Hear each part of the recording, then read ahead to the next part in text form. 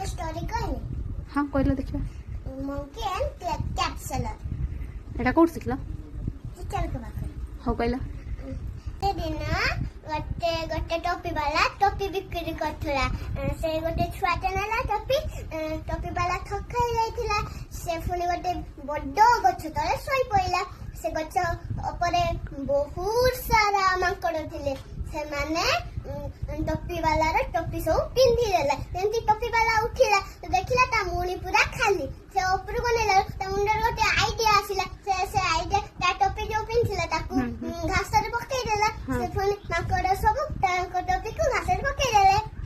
ସେ ପୁଣି ଟୋପି ବାଲା ତା ମୁଣିରେ ସବୁ ପୁରେଇକି ଦୌଡ଼ିକି ପଳେଇଲା ତା ଘରେ ପହଞ୍ଚିଗଲା। ଧନ ଏଇ ଗପରୁ ତମେ କଣ ଶିଖିଲ? ଟୋପି ବାଲା ତା ବୁଦ୍ଧି ଇଏ କରିକି ସବୁ ଟୋପିକି ପାଇଗଲା। ମାମା ଆମ ବୁଦ୍ଧି ଥିଲେ ଆମେ ସବୁ ପ୍ରୋବ୍ଲେମକୁ ସଲ୍ଭ କରିପାରିବା। ହଉ।